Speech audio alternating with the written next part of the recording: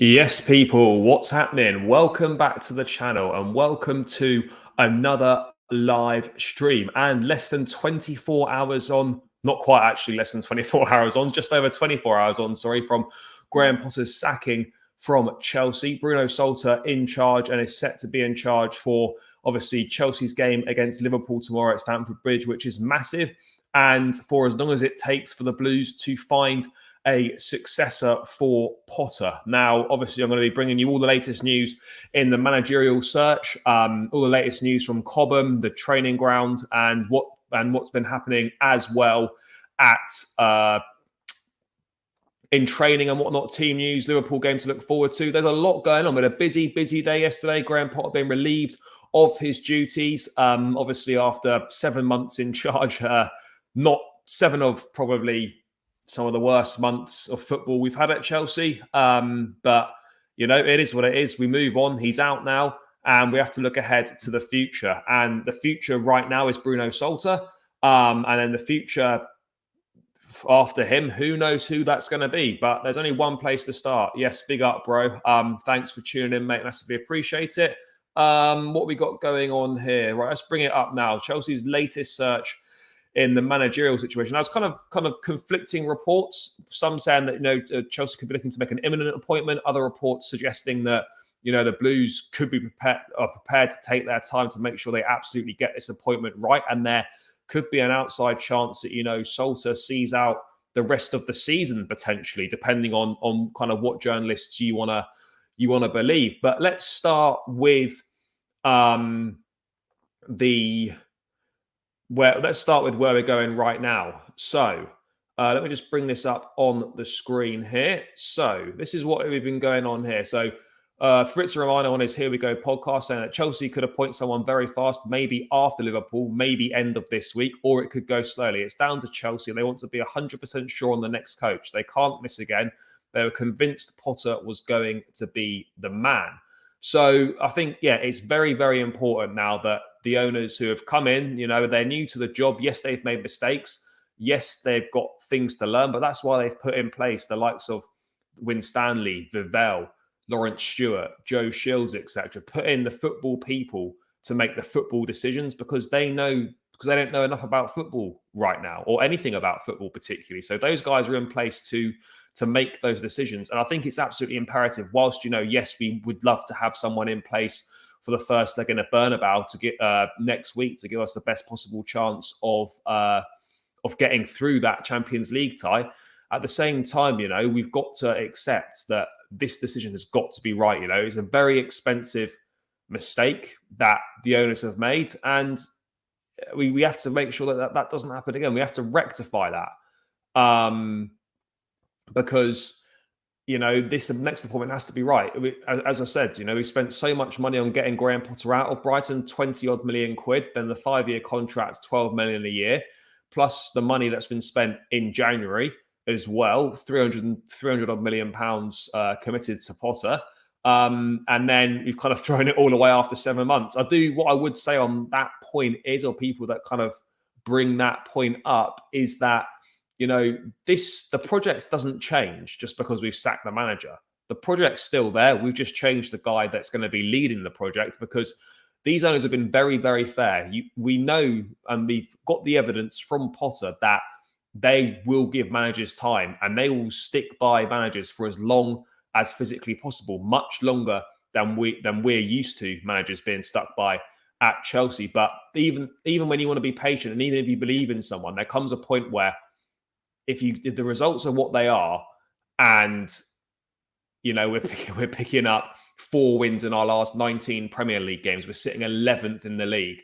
We're unlikely to be playing. This could be a push to play Europa League football next season at this rate. That's when something has to give, and you have to accept that. Swallow your pride and hold your hands up, and we got this one wrong, and that happens. And to coin a Graham Potter phrase, that's life. That's the way it goes. Sometimes you get these decisions right. Sometimes you don't. Sometimes managers are cut out for a job. Sometimes they're not. And it's clear that Potter, the more I look at it, like I was desperate for him to succeed at Chelsea. I really wanted him to do well. Like I think everyone does. You always want the managers to do well because it means the team do well. But having kind of had a little bit of time to reflect on it, I sort of look at it and I just think, well, the more I think about it, the more it just was completely the wrong appointment from the off. I know that's easy to look back now after the events have happened, but it just never appeared the right situation. Potter just looked totally out of place at Chelsea. He just didn't look like a Chelsea manager. I don't mean that in a kind of a derogatory or disrespectful way to him, but he just didn't. He just looked out of place on the touchline at Stamford Bridge. It just didn't look right. None of it added up. And to be honest, I suspect he is probably quite glad that he's been put out of his misery as well. I can't imagine that he's particularly enjoyed his experience at Chelsea too much either. It was just a match that didn't work. The owners thought he was the guy. And Graham Potter will go on and be a very successful manager somewhere else, and he will rebuild his reputation again after this blip at Chelsea. But I don't think he should be ashamed of what's happened. He came in, he tried his best. Everyone's tried to be positive under Potter for as long as possible. Myself and some of the lads at Chelsea Fan TV, more patient with Potter than many Chelsea fans. But there comes to a point, if I'm saying it's time to go and a change has got to be made, a change has got to be made. Because I am quite fair and quite lenient with managers and perhaps will give more time than others. But ultimately, the record was terrible. Statistically, the worst manager in Chelsea's history. We're in a terrible one. We're 11th. We are in the Champions League quarterfinals, so maybe we can salvage something there. He just wasn't the right person, ultimately. I think the big thing for me was how he conducted himself. He just didn't conduct himself like a Chelsea manager should. He didn't speak like a Chelsea manager should. It was far too much praise to the opposition, etc., and things like that. I wasn't inspired necessarily by him, and I don't need to be inspired by a manager. I just need my manager to get the results on the pitch and get the job done. But when you're not doing that, then these things get highlighted more. If you're winning, be the most boring person in the world. Say a couple of word answers here and there. Do what you want. If you're getting the results, I don't care what you do. But when you're not picking the results up, then all these little things get highlighted. But that's the way it goes. It's football. Potter would have known that even though Bowley come in and said, look, we want to move away from this hiring and firing. At Chelsea, you're only a few results away from massive, massive pressure being on you. So, that's the way it went for Potter. It didn't work out. 7 months later, we're back where we are. We've got our third person in charge this season already. Could it be fourth? Who knows? But I'll tell you what, it's never a dull day being a Chelsea fan. It certainly isn't as we prepare for our game against Liverpool with a third manager in charge so far this season. Maybe it will be four. Who knows? But let me just get to a few things in the chat first. Before we get here, why we didn't sack him after the Liverpool game? What did we hope to achieve by sacking before? Because the point is that we couldn't let this continue. It was just getting worse and worse every single week. We took a couple of steps forward with wins over Leeds, Dortmund, and Leicester, and then we just took all those steps back and more with the performances against Everton and Aston Villa. We couldn't continue with him for Liverpool. Things weren't getting any better. And I think maybe the initial plan would have been, or the initial thing would have been, let's just soldier through for the rest of the season and reassess in the summer. But bad result after bad result kept coming. We've tumbled into the bottom half of the table. Enough is enough at some point. So that's why we've had to pull the trigger now and do it. The Nagelsmann and Kunku link up could certainly be interesting. Shano, big up. Massive decision now for the owners. They need to get this right. Take your time for me. Absolutely take your time. I want them to get this right. Yes, of course, there's going to be that clamour to try and get someone in from Madrid. But ultimately, for the long-term prospects of the club, get this appointment right. Don't make the same mistakes you made before. Allow the footballing people, Vivell, Winstanley, Lawrence Stewart, to conduct the managerial search and take as long as they need. Interview multiple candidates. Do what you need to do, but make sure you get the right man, because this next appointment for Chelsea is absolutely critical that it's right. And it's going to be a big acid test for the owners in the very early stages of their tenure as to kind of what they're about. Everyone makes mistakes now and then, but you don't want to make back-to-back mistakes on managers. You really don't. Let's have a look here. New manager has to be selected based on his capabilities to beat Pep. It literally shouldn't be based on your capabilities to beat Pep, but you've got to be based on a number of things, like your tactical know-how, your track record, your do you buy into the project? Are you prepared to work with young players? All these things will come into it, and all of them are equally important.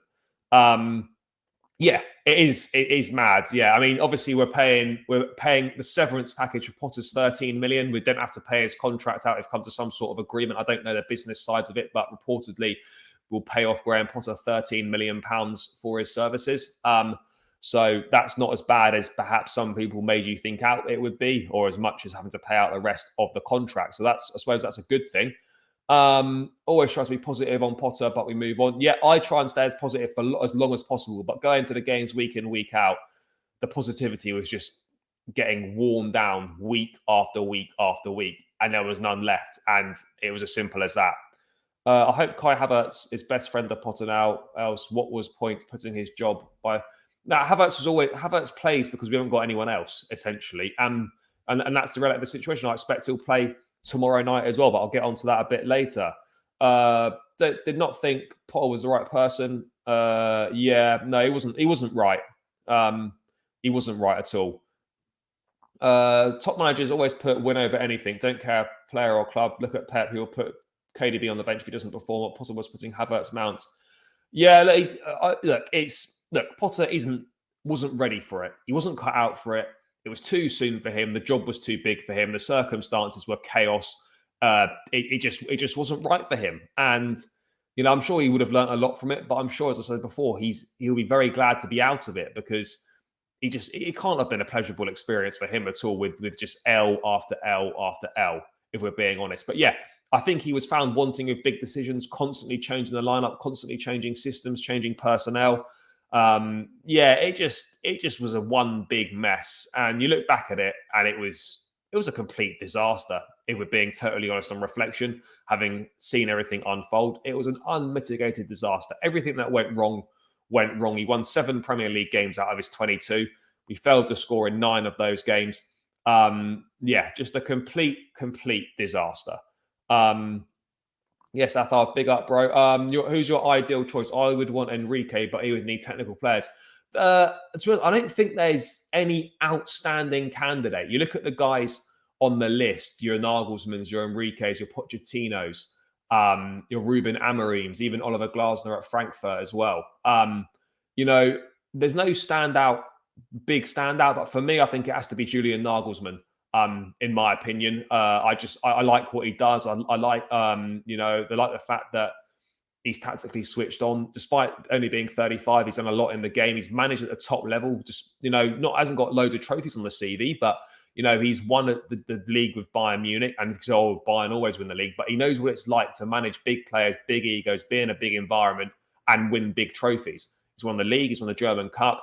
And he kind of that's coming in with a much better CV than Graham Potter. I just like the fit, and I think the aim at football is think long term, win short term.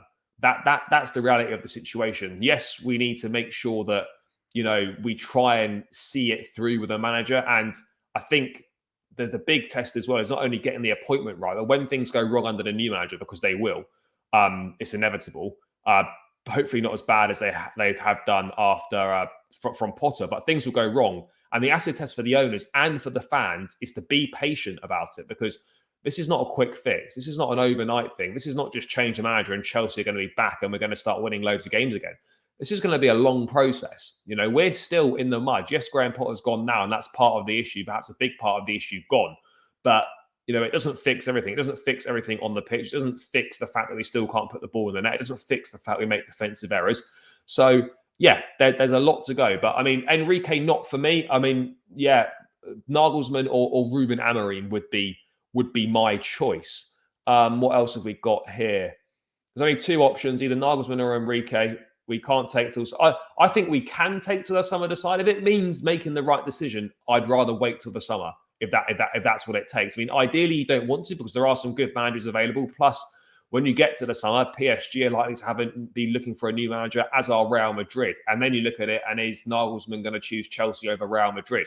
Potentially not. So I think there's part of the thinking is, right, we sack Potter now because Nagelsmann's available and we don't want to miss out on him, much like with Bayern and Tuchel.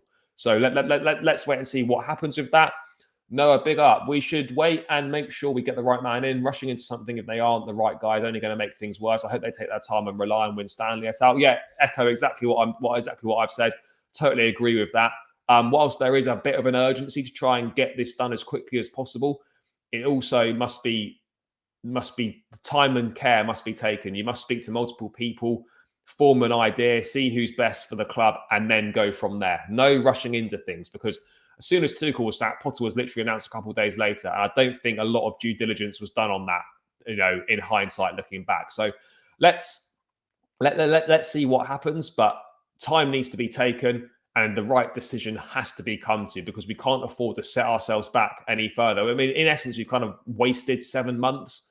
If you get what I'm saying, yes, we've brought the players in. We've only got a little bit more. We only need to sign a few more, really. We need to sign a six, a defensive midfield player, a forward, a goalkeeper. Once we've addressed those situations, once we've addressed those positions, and we sell the players that don't want to be here anymore and aren't good enough, we're pretty much set. Most of that recruitment for the next few years is done. So this is a lot of work to do on the pitch, but there's not a lot of recruitment left to do right now. So take the time with the manager, get it right. And we want a manager that is happy with the squad that we've got at our disposal. We don't want someone to come in that isn't happy with what we've got. They've got to be happy with the players we have right now, for sure. And they've got to buy into using young players, buy into the recruitment strategy we're going down and all that. Should wait until the next season to bring the manager in. There's 10 games left of the season. Yes, there are 10 games left, but I don't know. I'm in two minds about it. Yes, I want us to be well in the Champions League. I think we have a better chance if we have someone in place for Real Madrid than if we don't. But at the same time, I perhaps would be willing to sacrifice a better chance at the Champions League to make sure we get the next appointment right, so we're more solid for the long term ultimately. The reports about Poch, Glasner, Amorim is just a waste of time for me. Why interview them? Because you need to find out who's right and who isn't. The reality of the situation is we're not going to get what we're used to in terms of big name managers with big CVs coming in. It's going to be an up and coming manager with the view to the long term. That's the reality. Whether we like it or not, that's the route the owners are choosing to go down. That's what it's going to be. It's going to be a Poch or an Amorim or a Nagelsmann or someone along those lines. For the project, best choice would be Nagelsmann. Enrique, I have doubts, never managed out of Spain. Well, he has, but he managed at Roma about 10 or so years ago, and he was terrible at Roma. Spain wasn't the best. Yes, he made the semi-finals of the Euros, but it was a disaster at the World Cup. And then it's hard to judge someone's managerial ability when you're managing Barca with a Messi, Neymar, Suarez front three. So it's quite hard to look at him and assess how good someone is as a manager when they've managed one of the best Barcelona teams of all time. You still got to do it, but it's not really an accurate reflection of how good a manager is or not. Let me keep getting to these comments, guys. Big up, everyone. Make sure you smash the likes on the stream and subscribe to the channel, guys. Roger Schmidt from Benfica. I mean, I don't know if Rui Costa would be prepared to do any more business with us this soon after the Enzo debacle, but again, Roger Schmidt forging a good reputation for himself, did a very good job at PSV Eindhoven's doing a great job at Benfica this season as well. A Champions League quarterfinal against Inter Milan, which they've got every chance of getting through. They could well be Champions League semi-finalists. I don't know if he's one that's being considered or not, not from the reports we're getting at the moment, but Schmidt's, again, another good choice. Should be Nagelsmann or Enrique. Only I don't want us to look for De Zerbi, Thomas Frank and Marco Silva, all that BS. Nagelsmann or Enrique. De Zerbi, I think, I don't know why we're linked with De Zerbi. I think he's a very good manager, did a great job at Shakhtar, he's doing great stuff at Brighton. But I think for the sake of Chelsea, we need to stay away from Brighton after what's happened with Potter in terms of going for another manager again. I don't think we can be doing that. It wouldn't be a good move. We've got to move away from that, except that we got it wrong, and we need to look elsewhere. I do like De Zerbi. I do think he's a good manager. Let him cook at Brighton. Let him have some more time there. See what he can do. Let him have European football next season if that's what they end up getting, and see what he can do with Brighton in Europe. I think it would be a mistake to go for De Zerbi at this point in time.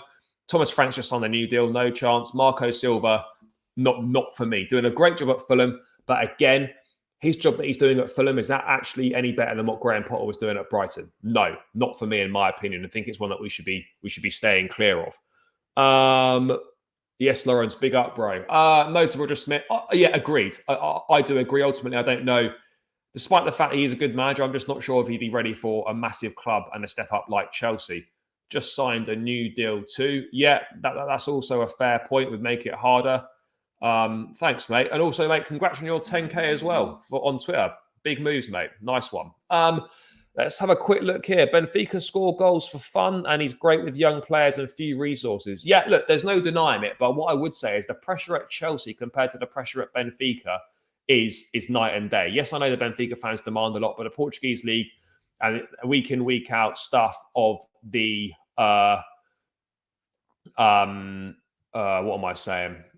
And the week in, week out of the Portuguese league, not that great, if we're being honest. Like the pressure at Chelsea, the Premier League, the level of expectation, it's all tough. Look, they're playing some great football, and they're one of the most enjoyable sides to watch in the Champions League this season, no doubt about it. Some really good players like Gonzalo Ramos, the forward, who would probably get a big move this summer. So let's see what happens there. But I don't think he'll be one. Yes, and he was very underwhelming in the league, and that's a level Nagelsmann excelled at. Yep, for sure.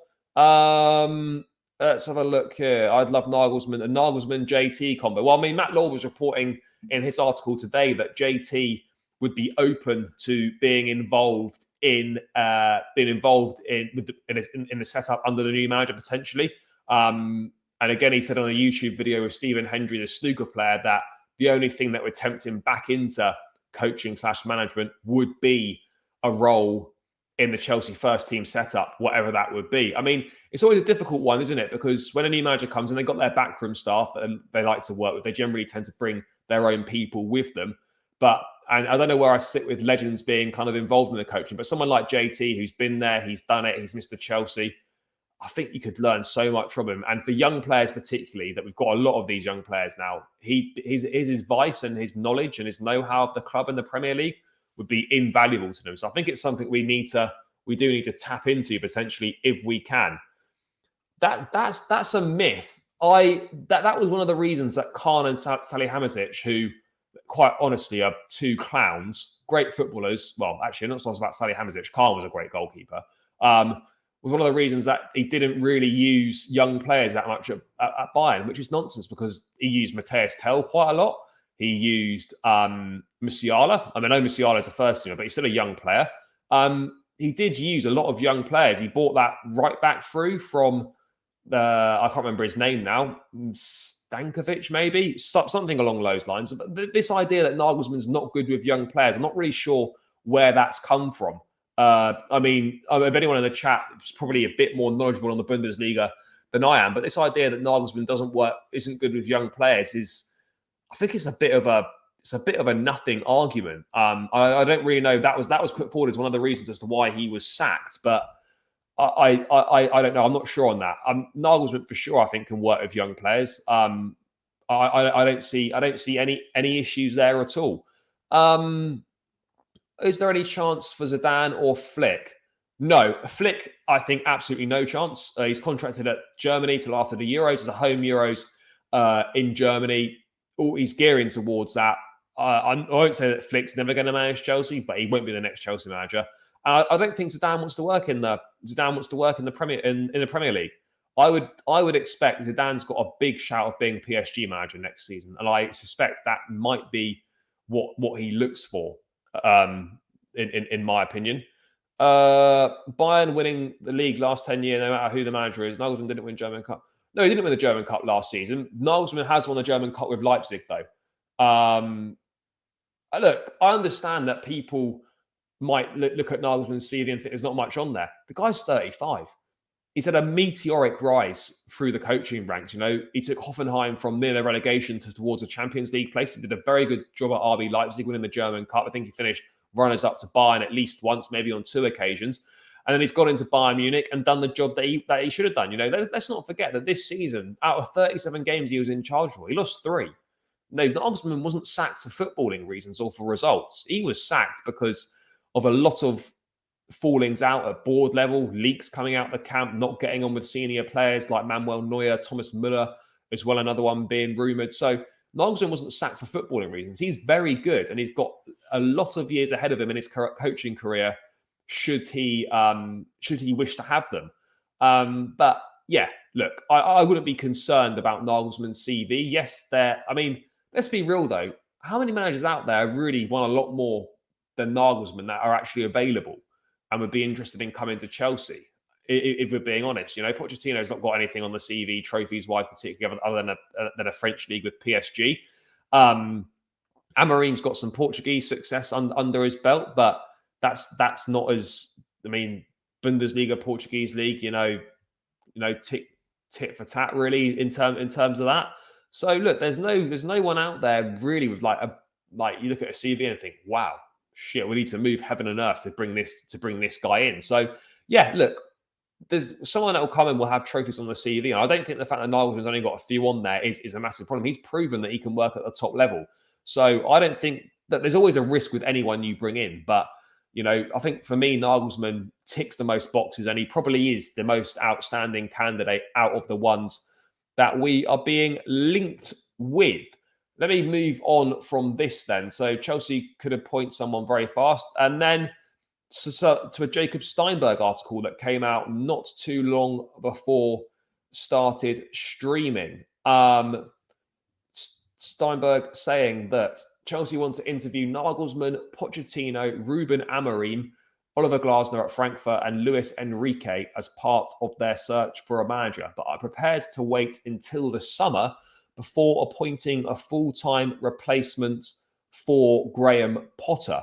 Now, I think I've kind of covered this, touched on it. Glasner, for me, I know Lawrence, if he's still here, knows a lot more about Glasner than I do, being fellow Austrians. Glasner was well thought of at Chelsea before they appointed Potter, someone that's done very well at Frankfurt, winning the Europa League last season. They got to the Champions League last 16 where they were knocked out by Napoli. No shame in that. But I think the view, and from the reports that I've read, is that Glasner perhaps wouldn't quite be ready for the step up at Chelsea. Now, I don't want to compare Glasner and Potter in terms of managers and what they've done, because Glasner has got a Europa League trophy under his belt. But other than that, which is quite big something, I don't know how much difference there really is between Glasner and Potter. I wouldn't suspect there's an awful lot. But let's wait and see. In terms of Pochettino, I'm seeing a lot of clamour from certain people on the timeline that Pochettino would be a good fit. Look, for me, the Spurs stuff doesn't really bother me that much. If you're good at your job and you're the right man, I'm not too asked if you've been at Spurs or not. Just come and win trophies at Chelsea. There's arguments about whether he's a winner or not, and I think that's fair because, let's be honest, most people win the league at PSG. You're judged on kind of the football you play and how you do in the Champions League. The football played at PSG by Poch was terrible. His record in the Champions League was terrible. And with PSG fans, they weren't fond of him at all, and they were glad to see the back of him. He's proven at Tottenham that he can build a squad, that he can work with young players. I can see the appeal and the clamour for certain people why they look at Pochettino, but I just look at him and think, I'm not sure if he's the right fit or if he's cut out for managing Chelsea and the requirements that we need. But he can certainly build a team, and he can certainly work with young players, and he can certainly build a squad. I just worry, has he got that ruthless winning mentality? I'm not so sure he does, which is kind of why it puts him out of the running for me in that. But that's just my opinion. 3 years contract max. Yeah, I would agree. Look, contracts in football don't mean anything. We appointed Thomas Tuchel on an 18-month contract. So, and then he did well and he signed an extension. So, to be honest, the contract length, I think, is irrelevant. You've got to come in and you've got to hit the ground running, whether you're on an 18-month contract, whether you're on a 5-year contract. Just because you've got 5 years, if you get 5 years, doesn't mean you can just take it easy and think, I've got 5 years, so the first couple of years don't matter. Regardless of your contract length, you've got to come in and hit the ground running. But I think 18 months to 3 years on a contract, there's got to be some incentive to do well, because how do you reward a manager doing well when you're already on a 5-year contract? You can't really. So, yeah, look, shorter term contracts with extensions offered for when you succeed is the way to go. They sacked Potter to take the pressure off themselves. No, I don't think so. They sacked him because the pressure from kind of the fans, the reaction at full time at the Villa game. This is not just a decision based from Aston Villa. This has been a long time coming. This is a culmination of a dreadful run of form, 4 wins in 19 in the Premier League, sitting 11th in the table. The fact that Champions League football slipping away, not Champions League football, sorry, European football slipping away. The fact that Nagelsmann became available when perhaps they weren't expecting him to. These are all contributing factors to why they've sacked him. They haven't just sacked him because they're coming under pressure themselves. They sacked him because we just couldn't continue. It's as simple as that. We couldn't continue. And that's kind of just the reality of the situation. None of the other managers seem good enough. It will be another shot in the dark, but make sure new manager has balls to make big call. I don't think it's a shot in the dark. As I said before, there's always going to be an element of risk to every single manager that you appoint. That's just the way it goes. Yes, there are more proven managers than others, and there's managers that are more likely to work out than other managers. But ultimately, until you're in the hot seat and you're doing the business, no one knows actually how good you're going to be. You can be the perfect fit on paper and whatnot, but until you're in the hot seat doing the business, then we don't know how good or bad someone is going to be at the job. So there's an element of risk to every manager you appoint, but you just got to make sure that the positives of the manager outweigh any negatives that they've got about them. Glad it was footballing people that sacked him. Yeah, for sure. And this is one thing that I'm a massive fan of what the owners have done in terms of the investment, the structure they've put together with Vivell, Winstanley, Shields, Paul, Lawrence Stewart, even, these guys that they've put together to make footballing decisions, to then refer to the owners their findings and their thoughts, and then they take a decision together, rather than just allowing Bowley and Barley and co, who don't know anything about football, to try and go out and just make a decision. That's good from them. It's good delegation, and it's a good way of going about things. If you don't know about something, employ people that are the best in class of what they do, and they know what they're doing. That's what you do. If you don't know something, you employ people that do know about it and let them make the decisions. Do I trust Bruno taking us from now to the end of the season? Look, on the face of it right now, no, not really. How different are things really going to be under Bruno? Because let's be honest, Bruno has learned everything from Graham Potter.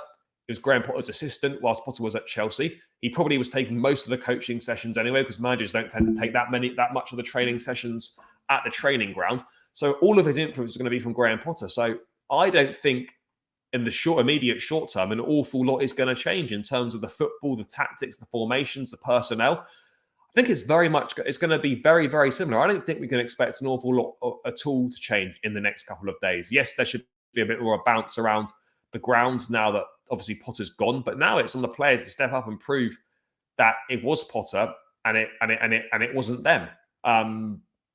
So let's see. But I trust the owners to do what they need to do. I trust the guys in the footballing positions that know their field and know what they're doing to make the right decisions. Whoever they decide is right, I'll back and I'll believe in them until it's impossible not to do so. But my opinion would be Nagelsmann, but I back whatever these guys go with, because I trust them to pick the right guy, because they are the best in class at what they do. And that's the reality of the situation. But for Bruno, I don't know anything about him particularly. Let's see what happens. But the fact that he was assistant to Potter at Chelsea, and much of it, I don't expect anything to change in terms of the Liverpool game tomorrow, in terms of tactics, formation, personnel, etc. And if there's no one in place for Wolves, I don't really expect too much to change there either. So I think it's hard to expect much to change from a Saturday game to a Tuesday game. But let's wait and see. We could be shocked. Who knows? Yes, and it would be footballing people again to hire a new manager. That's why I'm relieved and trust these guys.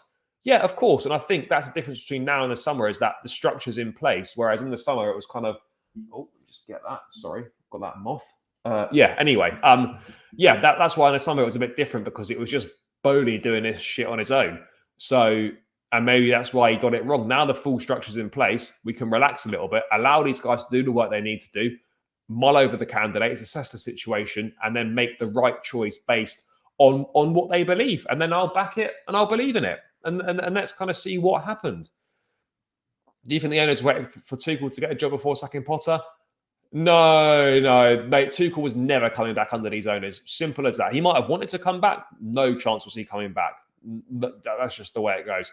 Been Chelsea fan for nearly 50 years. Would be lovely to have a manager to really stay for a long time and relate to. Never had it with Chelsea. Yeah, it's tough. I mean, obviously, being younger, all I've known is kind of Chelsea winning and changing managers, and that's what's worked for the club.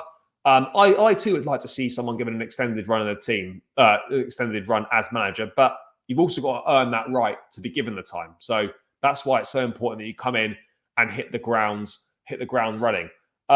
Daniel, I've got no idea what's going to happen when Chelsea play Wolves on Saturday. I'll be up at Molineux, but I don't know. A lot can change between now and then. We're looking at a full week, almost 5-6 days difference. So let's wait and see what happens. It's a fluid situation. It can move very quickly, but I would fully expect that Salter most likely will still be in charge unless they make any really big progress with Nagelsmann. So yeah. Okay. I'm just gonna send Darmesh the link real quick, and he can jump on for a little bit. What did I just do there? Did I do something wrong? Anyway. Yeah. Guys, keep getting your questions in the chat, but yeah, it's important that we make the right decision. So let's kind of let's wait and see what happens in that regard. Really, let's wait and see what happens. Where are we? So yeah. Salter in charge for Liverpool, and then we kind of go from there and we see what happens. I mean, Nagelsmann could be in charge for Wolves, or someone could be in place for Wolves, but I just want them to make sure they get the decision right. I don't want us to rush into a decision just for the sake of getting a manager in, and then we're like, oh, we got that wrong because we rushed it, and for no real reasons really. I personally think that the sacking of Nagelsmann might have sped up. Yeah, I was saying this last night when on the stream when the news broke of Potter sacking that. I think they were thinking about this for a long time. The fact that Nagelsmann suddenly became available, and we're going to have the likes of PSG and Real Madrid potentially looking for new managers in the summer, with Nagelsmann would be top of both of their lists. We kind of had to act fast and act now. I mean, I don't know if this means that they're going to get Nagelsmann. We may not. He may decide that he wants to wait till the summer and then assess his options. Maybe he thinks that he might want to go to Real Madrid instead. Who knows? But I think that's certainly a big part of the thinking, is that, you know, Nagelsmann is available now. We ideally don't want to miss out on him, or we want to give ourselves the best chance of getting him. That's why we're in a situation that we're in right now. Let me bring up a few more things on the screen. So Potter's going to get about £13 million. Oh yeah, this was the Ornstein stuff as well. Let me just bring this up. Quick look here. Is that it? No.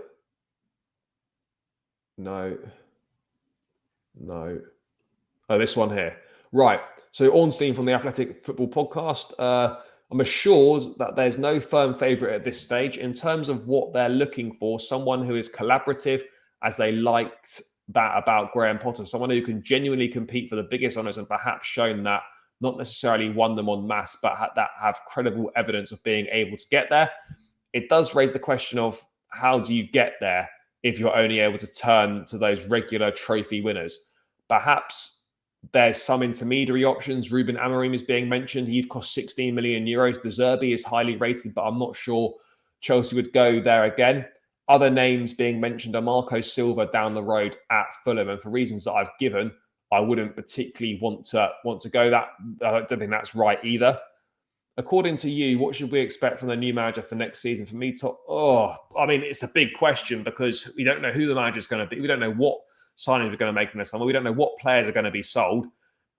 I think the expectation at Chelsea is to bare minimum Champions League football and to win a trophy. So I would agree with you, mate, that a top four next season, a run at top four, and try and add a domestic cup, even if it's a Carabao Cup. Let's see what happens. Darmesh, big up, bro. Thanks for joining, mate. We're just about to get into the stuff for Liverpool, but I just wanted to quickly get your thoughts, mate. I've not spoken to you really since the removal of Potter and stuff. We kind of knew it was going to happen. It got to a point where it was impossible to continue. in terms of kind of the managerial hunt and stuff, first question, who would be your ideal option to take over, whether they do that in the summer or whether they do that before the end of the season? Yeah, big up Charlie, big up the chat as well. Thanks for having me on as always, bro. My question, man. Like, for me, there's not really a standout for me. There's not a name that sort of like excites me in a way. I don't know if you feel the same or not, or don't know if the chat feels the same or not. But there's not a name out there that I feel wow, like I definitely want you as manager. But if I had to pick out of the list that's been sort of mentioned, I'd probably go Julian Nagelsmann just with the set of players that we got. And I know obviously Gary Neville was mentioned. Pochettino, he was Monday keen for Night Football and stuff. Pochettino, yeah, well, not for me.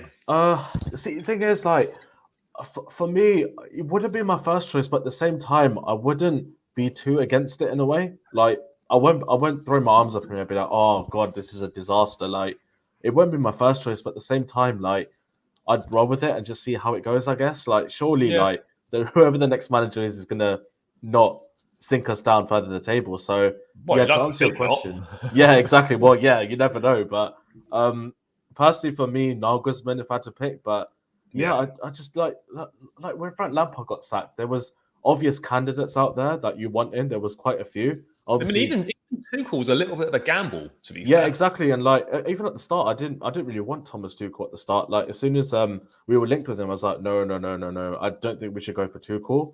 And like obviously he's proved me wrong and proved like most of our fan base wrong. But I'm not really too sure. But to answer your question, I'd probably go Julian Nagelsmann if I'm being honest. Yeah, I think that's the general consensus, really. I mean, in terms of like when this appointment needs to be done by, I mean, obviously we've made an expensive mistake in getting Graham Potter. They thought he was the right man when they appointed him. It's been an absolute disaster. No two ways about it. It's been terrible. This next appointment is absolutely crucial. This has to be right, and we need to take however long it takes to get this appointment done. We just need to do it, whether it means we have to do it in the summer, whether we have to wait till the end of the season, whether it takes a few weeks, whatever it takes, just take the time to get this decision right. I mean, for you, is it crucial we get this done as quickly as possible, or would you rather us take a little bit more time than perhaps would be ideal in order to make sure we get it right and that we're not changing the manager 7 months down the line again? For me, I think get the manager in as soon as possible because that way he can sort of play around with the team and have that sort of pre-season, if you know what I'm saying, with sort of the players that he's got right now.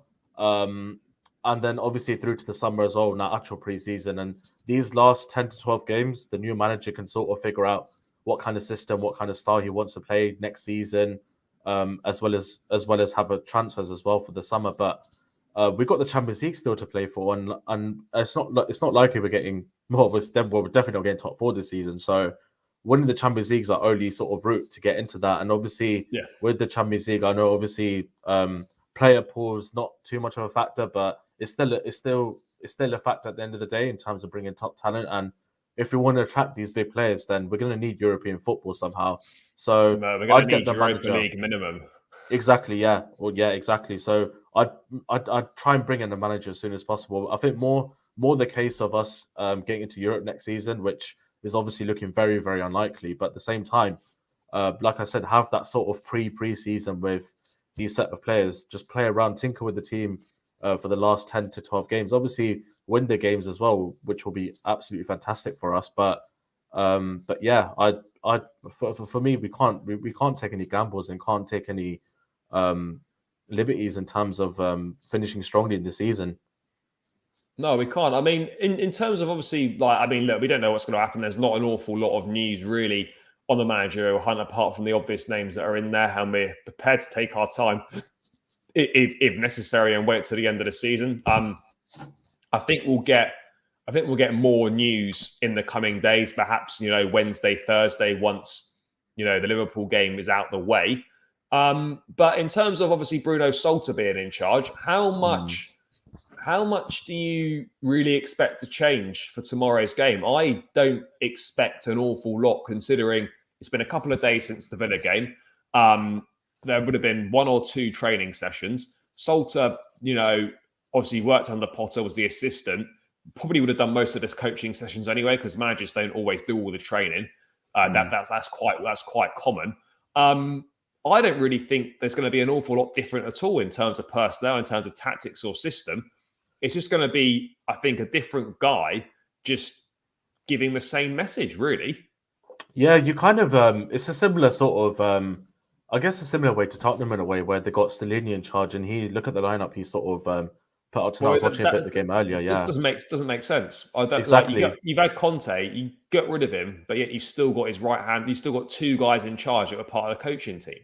Exactly. So, and we kind of see that he's playing pretty much the same team and the same system as Conte has. But you never say never with the squad that we've got. You never know. We might see players that we don't expect to come in. Like, who knows? Aubameyang might start tomorrow. We don't even know that I don't know for a fact. Well, yeah, I doubt it. But never say never, bro. Like, honestly, like, but this Bruno Saltor'S, he might have different ideas and a different philosophy to what Potter had. Potentially, he might have had says in say the starting lineup picks that obviously didn't get picked by Graham Potter himself. Like Graham Potter's obviously was at the end of the day the manager, so he gets the final say in the team in the team lineup. But Bruno might have different ideas with the team. He might surprise a few people. He might obviously play the back three system. He might change to a 4 again, which I personally I don't want to happen. I'm not sure about you, Charlie, but I'm not. I don't think there's. Yeah, I don't think there's any point in tinkering with the system. Exactly. But again, he may well, despite the fact that he's very well connected with Potter, he may well have his own ideas. But I think when you're an interim and it's a first game and it's massive, even you see very experienced managers, they always go safe. They always play it safe on the first game and they go with experience. Yeah, they always do. I can't see that much changing. I don't think there's going to be any surprises in the team per se. Yeah, that's fair enough. Yeah, I mean the only thing that may be a surprise, he may look to start Kante, but I don't think that would be, if that happened, that would be perhaps the only surprise. I can't really see any other surprise inclusions suddenly coming out of nowhere. I can't see how he'd have a burning desire to suddenly start Aubameyang. But what about Chalobah?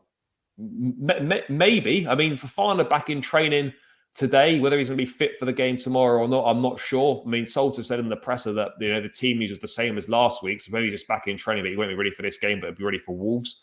I don't really know, but Saltor'S was going to say, I'm here. It's because the club thought it was the right step. I spoke to the board; they've been very supportive. It's a massive challenge. I have a lot of experience. I will try to help players, and I feel I can help the young players. He spoke well. I mean, in the brief 5-10 minute, I don't even think it lasted 10 minutes. That stuff with the televised media earlier on today, but he came across well. He spoke well. Didn't have an awful lot to say, but I mean, there wasn't anything kind of stand out to pick. And we go into tomorrow and we kind of see what happens. In terms of Liverpool, mate, what are you kind of expecting? We know Liverpool are in a poor run of form themselves, particularly away from home. Dreadful. This is a really poor Liverpool team in comparison to previous years. We know they're still dangerous and they can score goals and they can cause team problems. But I mean, how are you feeling going into this? Do you feel more confident now that Potter's gone, or kind of much of the same, given that it's been so little time since he left, and since he left in this game, there's so little time. How much can really change? I mean, what are your thoughts heading into it? Honestly, I just don't know what's going to happen tomorrow. Like, we could see a really poor performance from us, and we just get battered by some of the 4 players that Liverpool have, like Gakpo, Salah, Nunes. Who's the other guy? Jota as well. They might all just be clinical in one day and just take their chances, because whenever they do create, they're known to be sort of clinical, these kind of players, apart from maybe Nunes, but the rest of them are quite clinical. So, but then on the flip side, we could put in a performance like we did against them last season in the second half, where we first and second half, where we sort of absolutely just dominated them. We were up for it, passionate. The fans were up for it as well in that game. That could be it as well. We just, like, to sum up Chelsea, bro, we just don't know what Chelsea's going to turn up tomorrow. Like, we get absolutely battered, or we're going to put in such a good performance where there's sort of a new manager bounce or a bounce going into this game. So I mean, I take a point right now. I can't lie. I'll take the draw straight away. I'll take it right now. Let's get into, also, just regardless of how bad Liverpool have been this season, like, it's still a tough game against the big teams. They've done pretty decent. and obviously their away record's not home great, they but have, not away. yeah, but bro, you never know with Chelsea, man. You Like, just with that's the thing. I mean, our home form's not been the best either. Right, let's get into this lineup then, guys. Keep smashing the likes on the stream. Keep subscribing to the channel if you haven't done so already, and get involved with the team lineup as well. I think, mate. Let's be honest. I can't see us deviating away from the 3. I really can't. We'll stick with that. Yeah. Mendy was back in training today. I can't see him playing. So we presume it's going to be Kepa in goal still. I really can't. We've been saying Mendy's been back in training for the past. Like, no, he's actually been pictured in training today. Oh my god! So okay, yeah, I mean, so he does still exist. He is still a Chelsea player. But look, it's going to be Kepa in goal. I'd be shocked if there was a change in goal. I really would. What we got here? If Milner's playing, bring Mudryk on as super sub again. Yeah, we could do. I mean, I'd personally start Mudryk, to be honest. Think the players will put in a good show. I mean, do you think that, or are you hoping that? I mean, I'm hoping that. I don't really think it though, because I've not really had any evidence this season to suggest that they're gonna do anything. But we can hope. Both our best attacker and scorer unleashed them with no defensive coming back like they do. Yeah, possibly. Chelsea and Liverpool always draw. Yeah, I mean, when was the last? It is always a draw. I mean, it was 0-0 at Anfield earlier in the season. It was 2-2 last and season at the Bridge. It was 2-2. We had a 1-1. Cup finals as well was a draw. Cup finals were both draws. But the last, right, Lampard, wasn't it? I think last time we lost to them. I actually think it's when they actually lifted the league. You know, that's the last time was that when they beat us like 4-2 or something? Yeah, I think so. Unless wait, in Tuchel's season, it was under Lampard. Yeah, under Lampard. Yeah, sorry, Tuchel's season was last year. Yeah, so yeah, I think that's the last time they actually beat us. Yeah, I mean, there's been a lot of draws the last few games. Let's move into the back 3 then. I hope that Reece James doesn't continue at right centre back. I don't want him to continue at right centre back. This is our team. I personally would bring in Chalobah, considering that Fofana is what we hear is still not available despite being pictured in training. I think he's got to go Chalobah in this position. Yeah, I'd agree with that.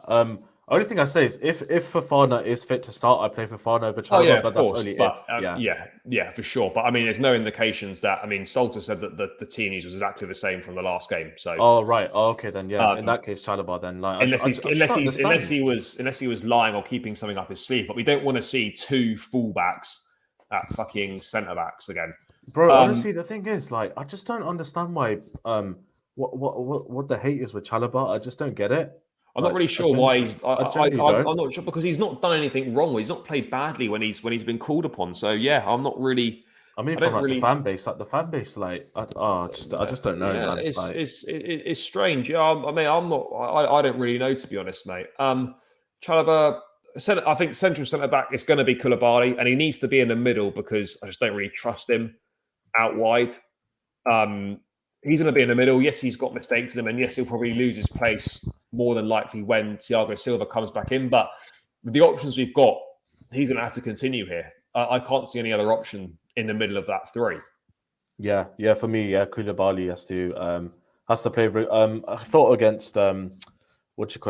I thought he was okay, but he wasn't great. I mean, the communication between him and Cucurella for the goal was dreadful. Yeah, I mean that just put the ice on the cake in terms of a bad performance. But yeah, I keep saying, we're gonna have to play this guy against Madrid, and we're gonna have to play him into form. So stick at it. And he's our most experienced defender. So yeah, he certainly is. And in terms of left centre back, I think Cucurella probably comes out for me, and Badia Shield goes back in. I'm not really sure why Badia Shield seems to have fallen out of favour the last few games, but he has to go back in.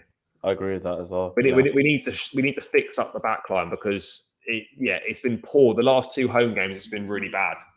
We need his pace and his strength as well, especially against Liverpool's front 3. And he did that quite well in the last game as well. Or unluckily not to get a goal as well. Like in corners, I'm hoping he's marking like Van Dijk on corners because we'll need him for that. Yeah, we'll need his height in both boxes for set pieces, as you say. I mean, right back going to be Reece James. I thought he looked a bit flat when he played right centre back on Saturday. I thought he played well, but you're just limiting him, aren't you, right centre back? He played. I thought he was all right, but he just He just looks a yard off it in my opinion. I mean, Maybe I'm wrong. Maybe it's just the position he was playing. He obviously couldn't influence the game as much as he could from right wing back, but he's got to be back at right wing back. If he's fit and he's ready to go, he has to be back at right wing back. Simple. Yeah, for sure. Simple as that.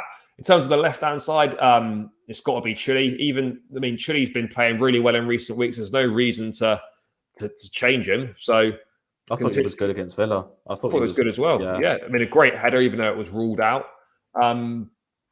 I think that's the obvious choice to go with at the fullbacks. In terms of midfield, do we expect Enzo and Cover to continue again? I would personally expect so. I don't think Kante for me is not ready to start yet. I don't think he's literally played 15, 20 minutes of football since August. I think to chuck him in this game would be a little bit irresponsible. He can maybe get half an hour for sure, or give him or even a half or something. But I think starting him, I mean, I'm not going to fully rule it out because you never know. But for me personally, it's still too soon. And I probably would continue with Cover and Enzo.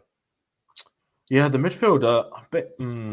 I personally want to see Zakaria and Enzo just because I want to see that pivot. I just want to see how it does. But I've got a feeling it'll be Cover and Enzo. Cover's obviously the captain as well right now, so I don't see him being dropped as well. But yeah, I really want to see what Enzo Zakaria sort of pivot would be. I don't know if we will see Zakaria again.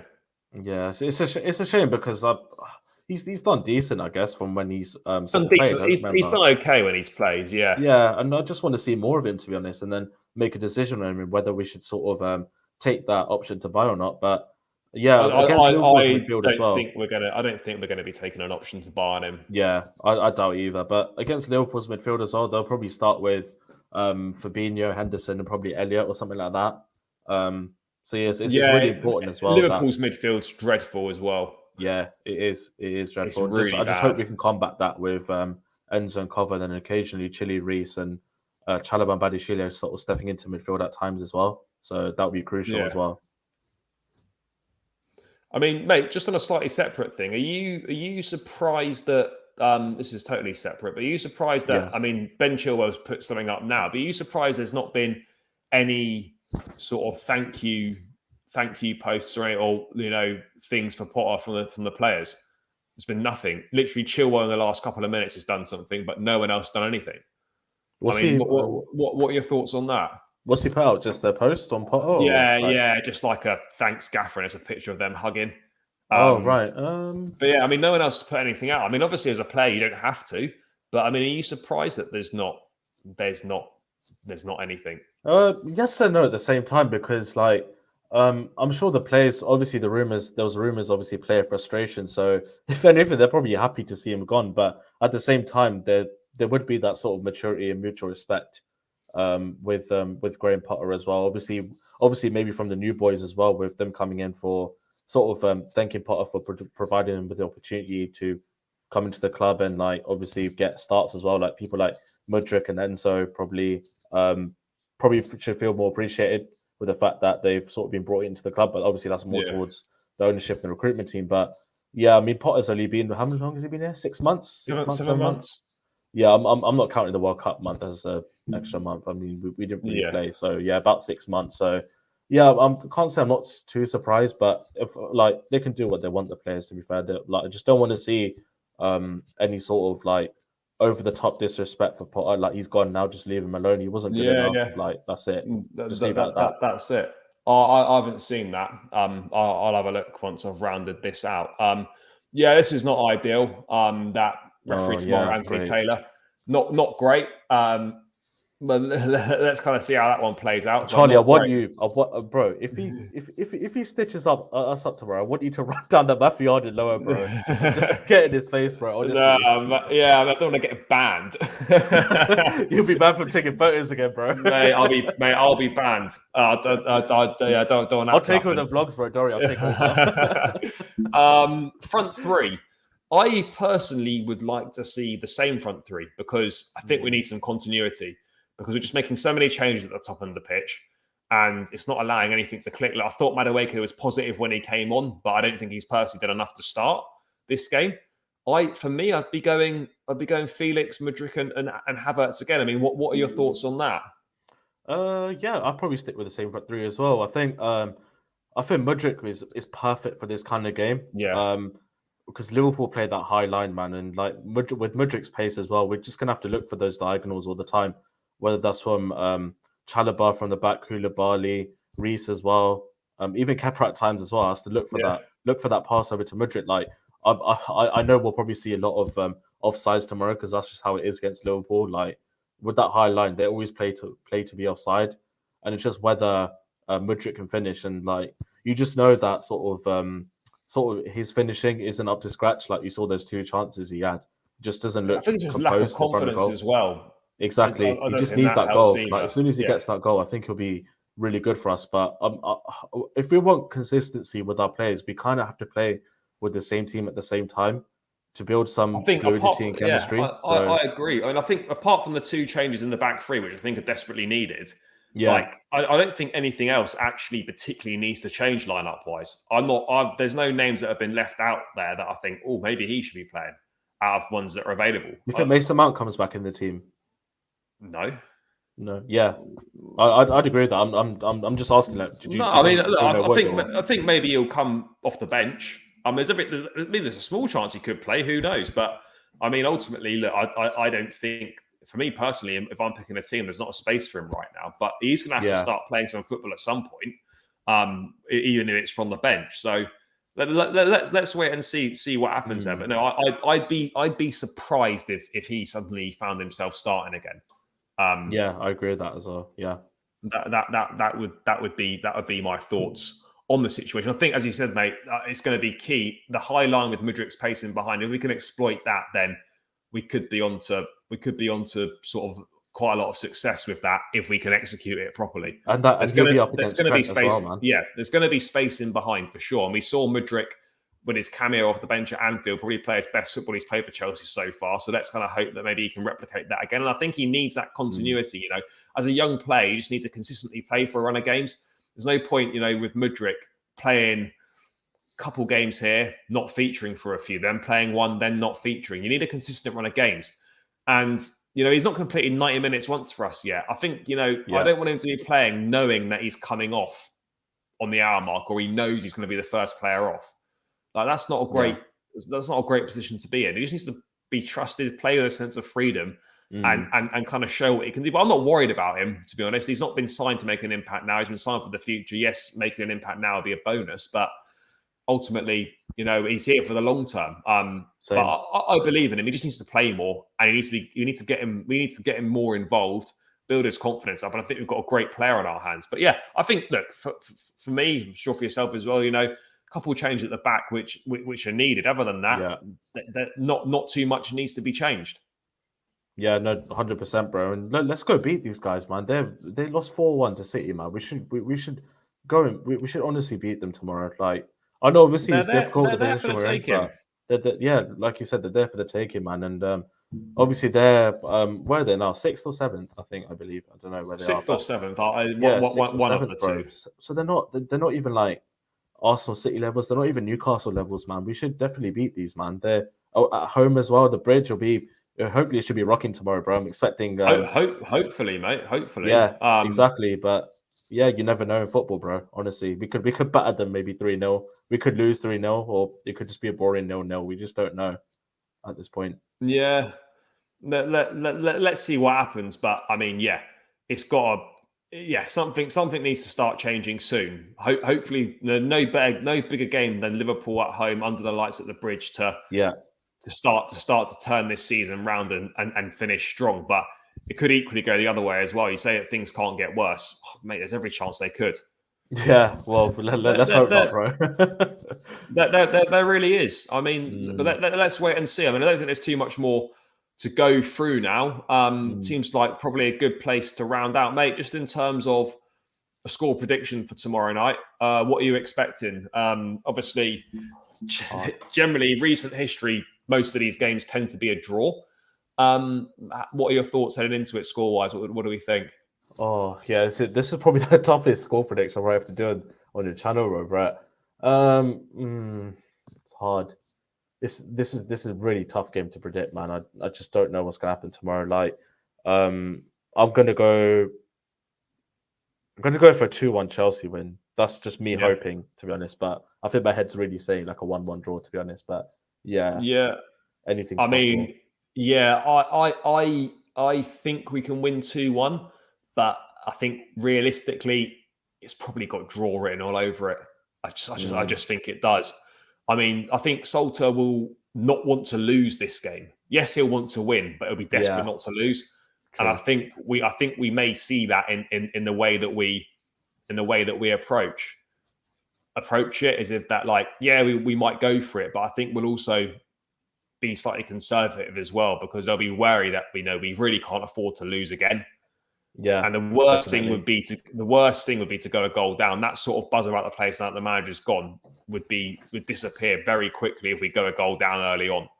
So yeah, 100%. what will really lift the place is an early goal. If we can get an early goal, then that's going to be a massive plus. But yeah, I mean, like you, I think a 2-1 is definitely possible, but I think realistically it's going to be a draw, realistically, if we're being honest with ourselves. But yeah, seems like a good place to round out. Guys, thank you so much for tuning in. Massively appreciate each and every one of you in the chat.